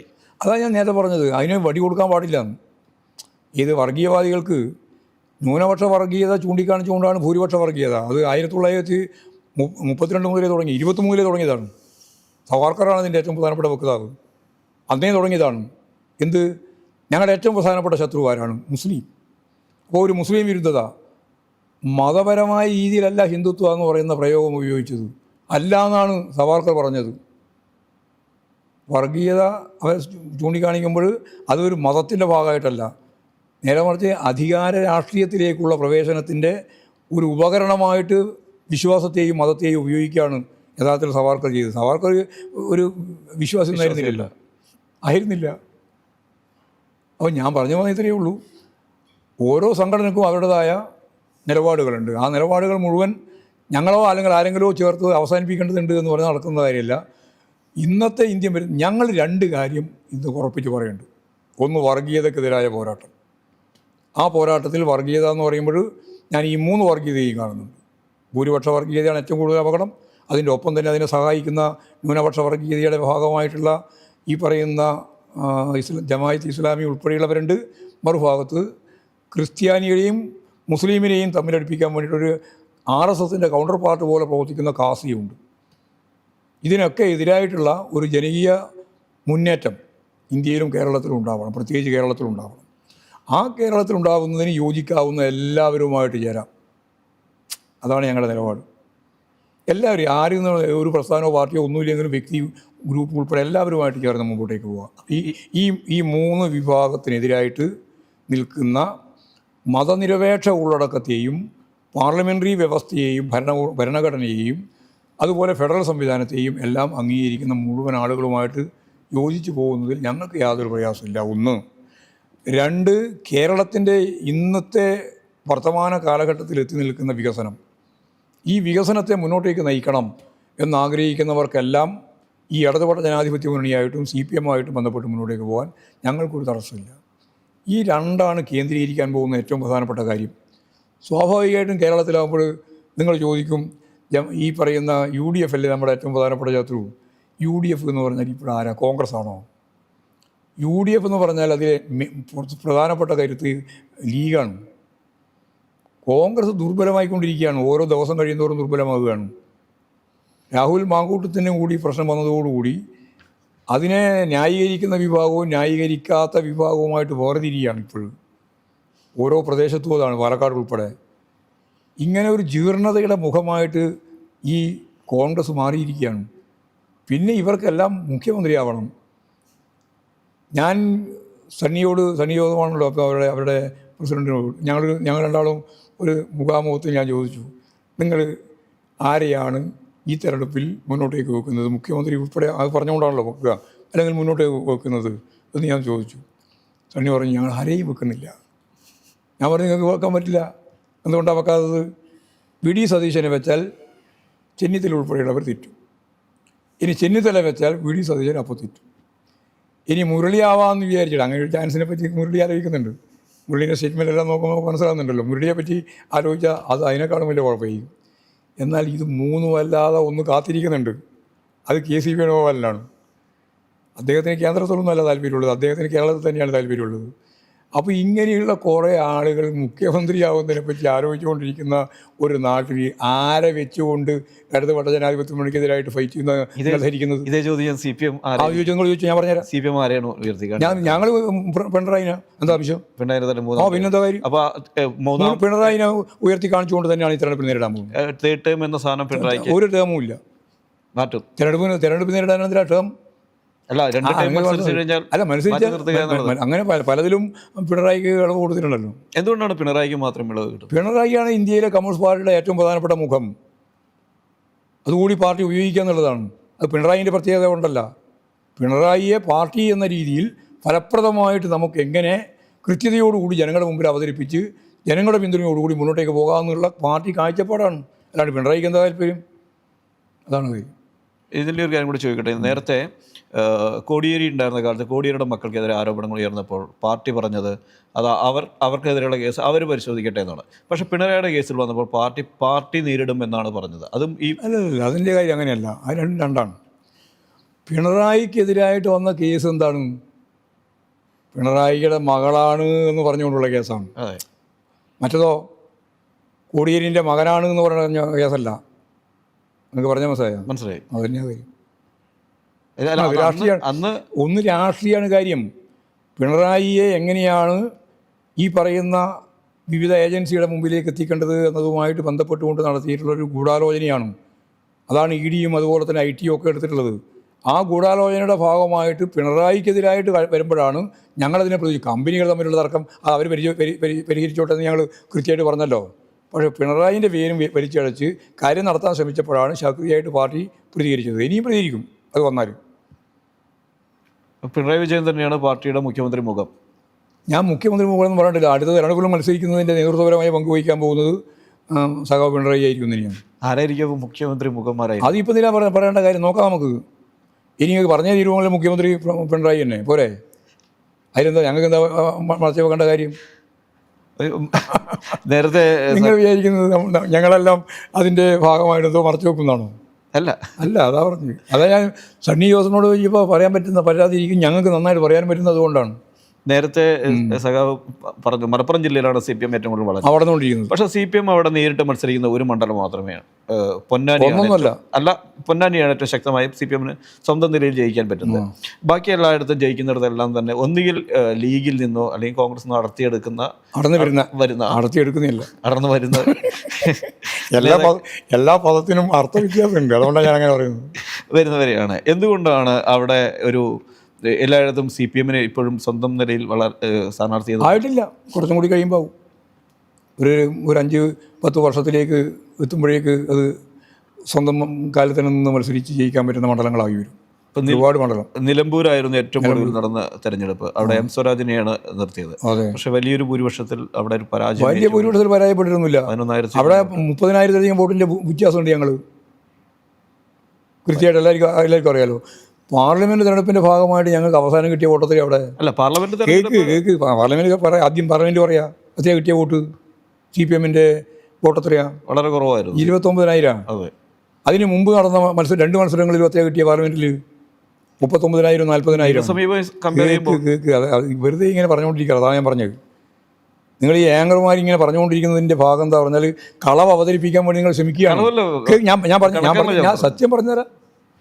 അപ്പോൾ 29,000 അതിന് മുമ്പ് രണ്ട് പ്രാവശ്യം മത്സരിച്ചത് ഏറ്റവും പ്രമുഖനായ ഒരു നേതാവ് തന്നെയാണല്ലോ, രാഹുൽ ഗാന്ധി. എത്ര കിട്ടിയത്? നമുക്ക് കിട്ടിയത് എത്രയാ? 40,000. ഇപ്പോൾ കിട്ടിയത് എത്രയാ? 66,640. ഒരു തിരഞ്ഞെടുപ്പിൻ്റെ ഭാഗമായിട്ട് ഒരു ടേം പൂർത്തിയാകുന്നതിന് മുമ്പ് 40,000 വോട്ട് പരമാവധി കിട്ടുകയും അത് 29,000 കുറയുകയും ചെയ്ത സ്ഥലത്ത് രാഷ്ട്രീയമായ പോരാട്ടം നടത്താൻ ഞങ്ങൾ മുന്നോട്ടേക്ക് വന്നപ്പോൾ 66,640 വോട്ട് നേടാൻ സാധിക്കുന്ന സ്ഥാനാർത്ഥിയായിട്ട് സ്വരാജ് മാറി. അതെ, അത് രാഷ്ട്രീയ വിജയമാണ്. അല്ല, ഞാൻ വമ്പിച്ച വിജയമാണ്. ചോദിക്കാൻ വന്നത് അവിടെ നേതാക്കന്മാർ നടത്തിയ പ്രസ്താവനകൾ താങ്കളുടെ അടക്കം RSSുമായി സഹകരിച്ചുള്ള ഒരു അഭിമുഖത്തിൽ പറയണ്ടായി. RSSുമായിട്ട് CPM സഹകരിച്ചിട്ടുണ്ട്. അത് അങ്ങനെയല്ല, അത് നിങ്ങളെല്ലാം ഉപയോഗിച്ചിട്ട് കള്ളപ്രചാരങ്ങളൊക്കെ പറഞ്ഞിരുന്നു. പക്ഷെ അത്തരം പ്രസ്താവനകളാണോ അവിടെ? ഒന്നുമല്ല, ഒരു ഒറ്റ വോട്ടും അതിൻ്റെ ഭാഗമായി നഷ്ടപ്പെട്ടിട്ടില്ല. ഇനി അതിന് വേണ്ടി സംശയമൊന്നും ഉണ്ടാവണ്ട. ഞാൻ പറഞ്ഞ സ്റ്റേറ്റ്മെൻറ്റിൻ്റെ ഭാഗമായിട്ട് പാർട്ടിക്കൊരു വോട്ടും നഷ്ടപ്പെട്ടതായി ഞാൻ തന്നെ നേതൃത്വപരമായ പങ്കുവഹിച്ചുകൊണ്ട് അവിടെ നടത്തിയ റിവ്യൂവിൻ്റെ അകത്ത് ഒരു ആളും പറഞ്ഞിട്ടില്ല. പോരെ? എന്തായാലും നിലമ്പൂരിലെ പരാജയത്തിന് കാരണം നിലമ്പൂർ ഞാൻ പറഞ്ഞില്ല, വോട്ടില്ലാണ്ട് ജയിക്കാൻ പറ്റുമോ? ഞങ്ങളവിടെ നിങ്ങൾ മനസ്സിലാക്കേണ്ട ഒരു കാര്യം, ഞങ്ങളവിടെ 2 പ്രാവശ്യമാണ് ജയിച്ചത്. 1965-ലും 1967-ലും കുഞ്ഞാലി ജയിച്ചു. 67 ജയിക്കുമ്പോൾ അന്ന് CPM മത്സരമാണ്. 2ആയിട്ട് വിഭജിച്ച് നടക്കുന്ന തിരഞ്ഞെടുപ്പാണ്. ആ തിരഞ്ഞെടുപ്പിൽ ലീഗ് പല സ്ഥലത്തും ഞങ്ങളെ സഹായിച്ചിട്ടുണ്ട്. അങ്ങനെ സഹായിച്ച ഒരു മണ്ഡലമാണ് നിലമ്പൂർ. രണ്ടാമത്തെ തിരഞ്ഞെടുപ്പ് ലീഗും ചേർന്നുകൊണ്ടുള്ള മുന്നണിയാണ് 67. അതിനുശേഷം ഒരിക്കലും CPM ഒറ്റക്ക് അവിടെ മത്സരിച്ച് ജയിച്ചിട്ടില്ല. എല്ലാം സ്വതന്ത്രന്മാരായി ജയിച്ചത്. ശ്രീഹരിദാസ് ആണോ ഒരിക്കൽ? നമ്മുടെ മാത്രമല്ല, നമ്മുടെ മുന്നണിയുടെ ഭാഗമായിട്ട് ഹരിയാണ മത്സരിച്ചിട്ടുണ്ടായിരുന്നു. അവിടെ ഹരിയാണ ജയിച്ചിട്ടുണ്ട് ഇടതുപക്ഷ ജനാധിപത്യ മുന്നണിയുടെ ഭാഗമായിട്ട്. ഞാനവിടെ 1.5 മാസക്കാലം ആ തെരഞ്ഞെടുപ്പിൻ്റെ ഭാഗമായിട്ട് ആ ഉപതെരഞ്ഞെടുപ്പിൽ പ്രവർത്തിച്ച ഒരാളാണ്. അതുപോലെ തന്നെ TK ഹംസ ജയിച്ചിട്ടുണ്ട്. ഇപ്പോൾ 2 ടേമിലായിട്ട് നമുക്ക് അൻവർ ജയിച്ചിട്ടുണ്ട്. അപ്പോൾ പാർട്ടി വോട്ട് കൊണ്ട് മാത്രം ജയിക്കുന്ന മണ്ഡലമല്ല അത്. പാർട്ടി വോട്ടിൻ്റെ പുറമെ നമുക്ക് സ്വതന്ത്രന്മാരായിട്ട് അല്ലെങ്കിൽ അതുപോലുള്ള ഞാൻ നേരത്തെ പറഞ്ഞ പോലെ ഹരിയാണ മുഹമ്മദ് വരുമ്പോൾ കോൺഗ്രസിൻ്റെ ഭാഗമായിട്ട്, കോൺഗ്രസ് ഒരു ഭാഗമായിരുന്നില്ലെന്നും, അങ്ങനെയുള്ള വോട്ട് കിട്ടുമ്പോഴാണ് അവിടെ ജയിച്ചത്. അല്ലാതെ ജയിക്കാൻ സാധിക്കുന്ന ഒരു മണ്ഡലം ജയിച്ചുകൊണ്ടിരിക്കുകയാണ്. അത് പറഞ്ഞതിൻ്റെ അർത്ഥം മനസ്സിലായിട്ടുണ്ടാവുമല്ലോ. ഇപ്പോൾ 40,000-ന് ഒരു ടേം പൂർത്തിയാകുന്നതിന് മുമ്പ് 66,640 വോട്ടിലേക്ക് ഞങ്ങൾ എത്തിയിട്ടുണ്ട്. ജയിച്ചുകൊണ്ടിരിക്കുകയാണ്. അടുത്ത ഘട്ടം വരുമ്പോഴേക്ക് നിലമ്പൂരും ഇടതുപക്ഷ ജനാധിപത്യ മുന്നണിക്ക് ജയിക്കാൻ കഴിയുന്ന നിലയാണ് ഉണ്ടാകുന്നത്. ഈ ആര്യടൻ ഷൗക്കത്തിനെ കൊണ്ടുവരാൻ ഒരു ചർച്ചകൾ നടന്നിരുന്നു, അല്ലെങ്കിൽ ആര്യടൻ ഇങ്ങോട്ടൊരു ചർച്ചകൾ പാലം ഇട്ടിരുന്നു എന്ന തരത്തിലുള്ള വാർത്തകൾ ഉണ്ടായിരുന്നു. അതിലൊന്നും വലിയ കാര്യമില്ല. അങ്ങനെ ഞങ്ങൾ ഉണ്ടായിട്ടില്ല. ഒരു മുന്നണിയായിട്ട് ചർച്ച നടന്നില്ല. അങ്ങനെ പല ആഗ്രഹങ്ങളും പത്രങ്ങളും ഒക്കെ ചൂണ്ടിക്കാണിച്ചിട്ടുണ്ട്, പറഞ്ഞിട്ടുണ്ട് എന്നുള്ളതിൻ്റെ അപ്പുറത്ത് അങ്ങനെയുള്ള ഒരു കോൺക്രീറ്റ് ആയിട്ടുള്ള തീരുമാനവും ചർച്ചയും ഞങ്ങളുമായി ബന്ധപ്പെട്ട് നടത്തിയിട്ടില്ല. ഓക്കെ, അല്പം മുമ്പ് രാഹുൽ മാങ്കൂട്ടത്തിൻ്റെ കാര്യം പറഞ്ഞു.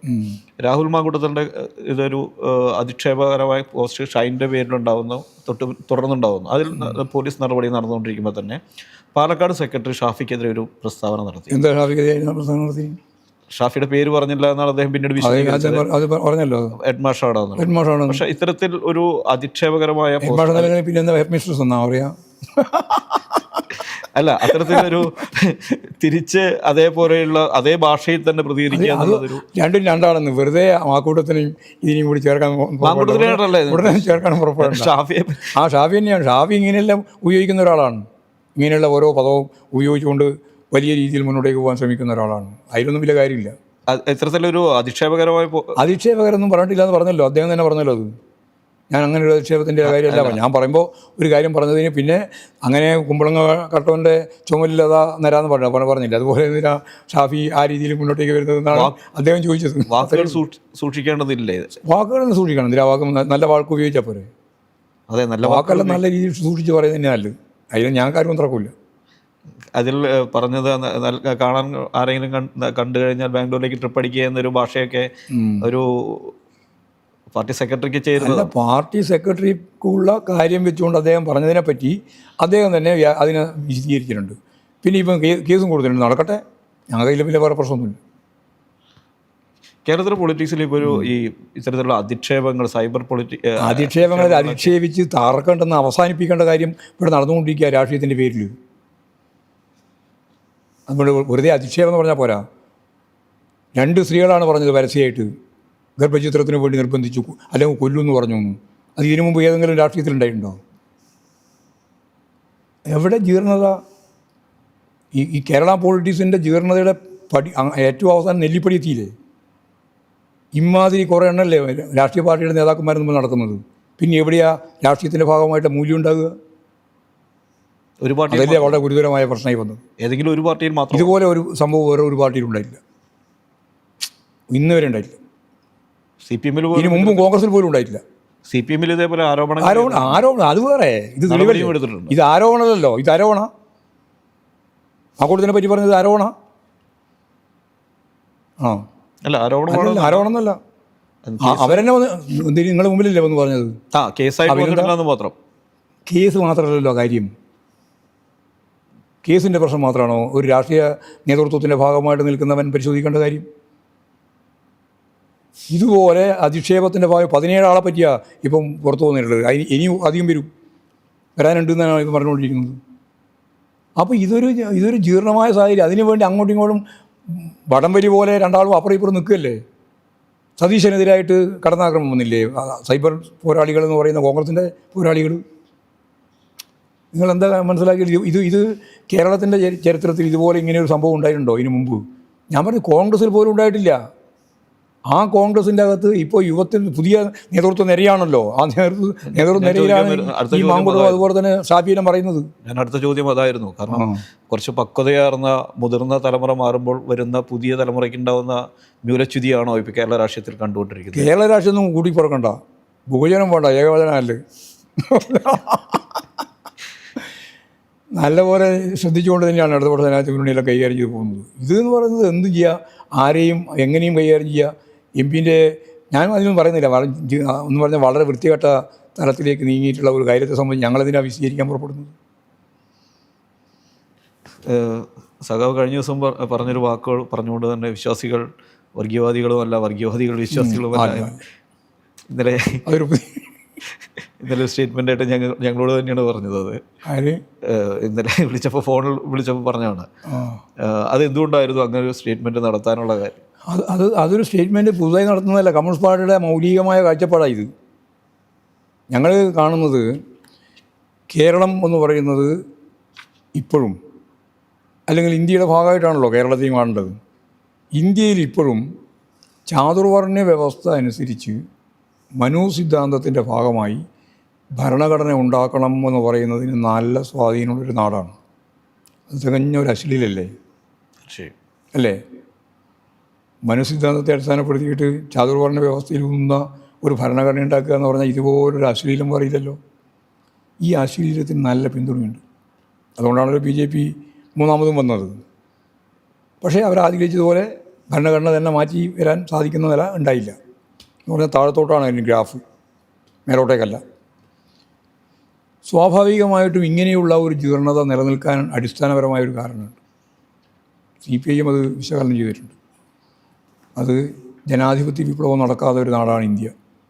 യൂറോപ്യൻ രാജ്യങ്ങളിലൊക്കെ ജനാധിപത്യ വിപ്ലവം നടന്നിട്ടുണ്ട്. ജനാധിപത്യ വിപ്ലവം എന്ന് പറഞ്ഞാൽ ഭൂപ്രഭുത്വം അവസാനിക്കുന്ന വിപ്ലവമാണ്. അത് ബൂർഷ്വാസി തന്നെ നേതൃത്വം കൊടുത്തുകൊണ്ട് നടത്തിയതാണ്. അതുകൊണ്ടാണ് ബൂർഷ്വാ ജനാധിപത്യ വിപ്ലവം എന്ന് പറയുന്നത്. ഇവിടെ യഥാർത്ഥത്തിൽ ഭൂപ്രഭുത്വവുമായി സന്ധി ചെയ്ത് ഇന്ത്യയിൽ 47 ആഗസ്റ്റ് 15 സ്വാതന്ത്ര്യം കിട്ടിയപ്പോൾ ഭൂപ്രഭുത്വം അവസാനിച്ചില്ല എന്ന് മാത്രമല്ല, അവരുമായി സന്ധി ചെയ്ത് അവരെ തന്നെ മുതലാളിത്തവൽക്കരിക്കാനുള്ള ശ്രമമാണ് പിന്നെ നടത്തിയത്. ഈ ജീർണമായ ആശയ മേൽക്കൂര അതേപോലെ തുടരുകയാണ്. ഫ്യൂഡൽ ജീർണതയുടെ ആശയ മേൽക്കൂര തുടരുകയാണ്. അതിനെ കൂടി ഉപയോഗിച്ചുകൊണ്ടാണ് തീവ്ര വലതുപക്ഷം, തീവ്ര വർഗീയപക്ഷം ഇപ്പോൾ കാര്യങ്ങൾ നീക്കുന്നത്. ഇതാണ് ഇന്ത്യയുടെ ഒരു പൊതുചിത്രം. ഇങ്ങനെയുള്ള ഒരു അവസ്ഥയിൽ നമ്മുടെ ഏറ്റവും പ്രധാനപ്പെട്ട കോർപ്പറേറ്റ് വർഗീയ കൂട്ടുകെട്ടാണ് ഇത്. ലോകത്ത് അപൂർവ കൂട്ടുകെട്ടായത്. കുത്തക മുതലാളിത്തത്തിൻ്റെയും ഭൂപ്രഭുത്വത്തിൻ്റെയും സാമ്പ്രാജ്യത്വത്തിൻ്റെയും മൂന്നെണ്ണയും കൂടിച്ചേർന്നതാണല്ലോ ഭരണകൂട വ്യവസ്ഥ. അവർ വർഗീയതയെ കൂട്ടുപിടിച്ച് മുന്നോട്ടേക്ക് പോകുന്നൊരവസ്ഥ ലോകത്ത് തന്നെ പുതിയ രീതിയാണ്. ഇവിടെ ഏറ്റവും അപകടകരമായ ഒരു അവസ്ഥ വർഗീയതയാണ്. അതാണ് അതിൻ്റെ അടിസ്ഥാനപരമായിട്ടുള്ള കാര്യമായിട്ട് അവർ കണ്ടുകൊണ്ടിരിക്കുന്നത്. അതിനവർ കൊടുക്കുന്ന പേരാണ് ദേശീയത എന്നും അതുപോലെ തന്നെ സംസ്കാരം എന്നൊക്കെ പറഞ്ഞുകൊണ്ടിരിക്കുന്നത്. അപ്പോൾ ഒരു കാര്യം ഉറപ്പാണ്, ഇങ്ങനെ വർഗീയത മുറ്റി നിൽക്കുന്ന ഇന്ത്യൻ പശ്ചാത്തലത്തിൽ ഇന്ത്യയിലെ മഹാഭൂരിപക്ഷം വരുന്ന ജനങ്ങളാരാ? കമ്മ്യൂണിസ്റ്റുകാരോ ഇടതുപക്ഷക്കാരോ യുക്തിവാദികളൊന്നുമല്ലല്ലോ. ആരാണ്? വിശ്വാസികളാണ്. ഈ വിശ്വാസികളെ വർഗീയതക്കെതിരായിട്ട് ഫലപ്രദമായി വിന്യസിപ്പിച്ചുകൊണ്ട് മാത്രമേ വർഗീയതയെ പ്രതിരോധിക്കാൻ സാധിക്കുകയുള്ളൂ. എന്ന് പറഞ്ഞാൽ കമ്മ്യൂണിസ്റ്റുകാർ കാണേണ്ടത് അങ്ങനെയാണ്. വളരെ പ്രധാനപ്പെട്ട ഒരു വൈരുദ്ധ്യം രൂപപ്പെടുന്നുണ്ട്. സാധാരണ വിശ്വാസികളായിട്ട് തന്നെ നിൽക്കുന്നവരാണ്. അവർക്ക് ഒരു തരത്തിലും വർഗീയവാദിയാവാൻ സാധിക്കില്ല. അതാണ് മുമ്പേ തന്നെ ശ്രീനാരായണ ഗുരു ഉൾപ്പെടെ പറഞ്ഞത്. ഇവിടെ വർഗീയവാദികളാണെങ്കിലോ അവർക്ക് രാഷ്ട്രീയാധികാരത്തിലേക്ക് പ്രവേശിക്കുക വേണ്ടേ. രാഷ്ട്രീയാധികാരത്തിൽ പ്രവേശിക്കാൻ വേണ്ടി വിശ്വാസത്തെ ഒരു ഉപകരണമായി ഉപയോഗിച്ചുള്ള വർഗീയതയാണ്. ആ വർഗീയതയാണ് അവർ കൈകാര്യം ചെയ്യുന്നത്. ഭാഷ വിശ്വാസിയാണോ? ഞാൻ വിശ്വാസമൊന്നുമല്ല. വർഗീയവാദികളാണ് ആ കാര്യം കൈകാര്യം ചെയ്യുന്നത്. അപ്പോൾ സ്വാഭാവികമായിട്ടും ഒരു സംശയവും വേണ്ട, വർഗീയതയെ പ്രതിരോധിക്കുന്നതിന് വേണ്ടിയുള്ള അതിവിപുലമായ വിശാലമായ ജനസഞ്ചയമാരാ? വിശ്വാസികൾ തന്നെയാണ്. അപ്പോൾ വിശ്വാസികളും വിശ്വാസമില്ലാത്തവരും എല്ലാവരും ചേർന്നു വർഗീയത എന്ന ഈ അപകടകരമായ രാജ്യത്തെ തന്നെ അതിൻ്റെ മൂല്യം ആകെ തകർക്കുന്ന, രാജ്യം ഇല്ലാതാക്കുന്ന ഈ വർഗീയതയെ പ്രതിരോധിക്കുക എന്നുള്ളതാണ് നമ്മുടെ മുമ്പിലുള്ള ഏറ്റവും പ്രധാനപ്പെട്ട ചുമതല. ഈ ചുമതല ഇപ്പോൾ പറയുന്നതല്ല, മുമ്പേ ഞങ്ങൾ പറഞ്ഞുകൊണ്ടിരിക്കുന്നതാണ്. അപ്പോൾ വിശ്വാസികൾക്ക് വേണ്ടി നിലകൊള്ളേണ്ടുന്ന പാർട്ടിയുടെ പട്ടികയിലാണ് CPM ഉള്ളത്. ഭരണഘടനാപരമായിട്ട് വിശ്വാസികൾക്കും അവിശ്വാസികൾക്കും എല്ലാം നിലനിൽക്കാൻ സാധിക്കുന്നതാണ് ഇന്ത്യൻ ഭരണഘടനയുടെ ഉള്ളടക്കത്തിൻ്റെ ഒരു മൗലികമായ സ്വഭാവം. അത് വെച്ചുകൊണ്ട് വിശ്വാസികളും അവിശ്വാസികളും ഉൾപ്പെടെ എല്ലാവരും വർഗീയതയെ പ്രതിരോധിക്കുന്നതിന് വേണ്ടിയുള്ള അതിവിപുലമായ ആശയ ഐക്യം രൂപപ്പെടുത്തി മുമ്പോട്ടേക്ക് കൊണ്ടുപോകാൻ സാധിക്കേണ്ടതുണ്ട് എന്നുള്ളത് കൊണ്ടാണ് ഞാൻ പറഞ്ഞത്, ഇന്നലെയും ഇന്നും നാളെയും വിശ്വാസികൾക്ക് വേണ്ടിയിട്ടാണ് ഞങ്ങൾ നിലകൊള്ളുക. അവസാനമായ ഒരു ചോദ്യം, അടുത്ത തെരഞ്ഞെടുപ്പിൽ എത്ര സീറ്റാണ് CPM പ്രതീക്ഷിക്കുന്നത്? മെച്ചപ്പെട്ട സീറ്റ് കിട്ടും.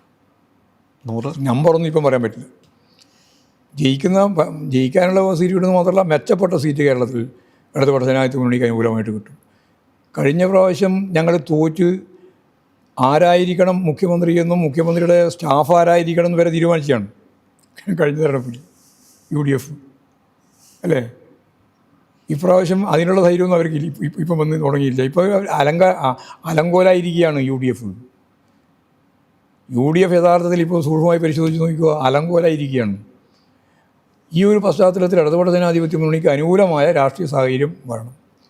ഞങ്ങൾ അതിശക്തിയായ രീതിയിൽ എതിർക്കണമെന്ന് ഇപ്പോഴും പറയുന്നത് ഈ വർഗീയ ശക്തികളെയാണ്. തീവ്ര നിലപാട് സ്വീകരിക്കുന്ന വർഗീയ വിഭാഗങ്ങളെ അതിശക്തിയായിട്ട് എതിർക്കണം. അത് പറയാൻ ഒരു തരത്തിലുള്ള അവകാശവും UDFന് ഇല്ലാതായി കഴിഞ്ഞിരിക്കുന്നു ജമാഅത്ത് ഇസ്ലാമുമായിട്ടുള്ള കൂട്ടുകെട്ടോടുകൂടി. LDFിലേക്ക് ഏതെങ്കിലും പുതിയ പാർട്ടികൾ കടന്നു വരാൻ സാധ്യതയുണ്ടോ? ഞങ്ങളിപ്പോൾ ഒരു പാർട്ടിയെയും നോക്കുന്നില്ല, അന്വേഷിക്കുന്ന കാര്യമില്ല. വരുന്നവർക്ക് വരാം. ഇടതുപക്ഷ ജനാധിപത്യ മുന്നണി വരുന്നത് എങ്ങനെയാണ്? രാഷ്ട്രീയമായ നിലപാട് അടിസ്ഥാനപ്പെടുത്തിയിട്ടാണ്, അല്ലാണ്ട് ജനക്കൂട്ടത്തിൻ്റെ ഭാഗമായിട്ടല്ല ഇടതുപക്ഷ ജനാധിപത്യ മുന്നണി. അതുകൊണ്ട് ഏതെങ്കിലും ഒരു പാർട്ടി ഇങ്ങോട്ട് വരിക എന്നുള്ളതല്ല. അവർക്ക് ഇടതുപക്ഷ ജനാധിപത്യ മുന്നണിയുടെ നിലപാടുകളും നയങ്ങളും അംഗീകരിച്ച് മുന്നോട്ടേക്ക് വരാൻ സാധിക്കുമ്പോൾ മാത്രമല്ലേ ഇടതുപക്ഷ ജനാധിപത്യ മുന്നണിയിലേക്ക് വരാൻ സാധിക്കുള്ളൂ.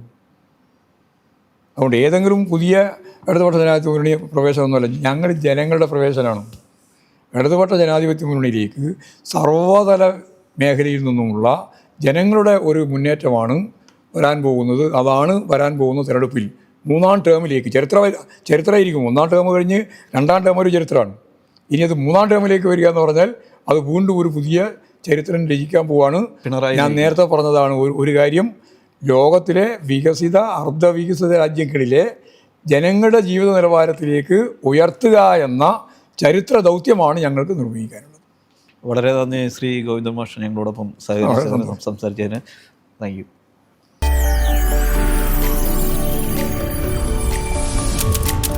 NTV UAE to the world.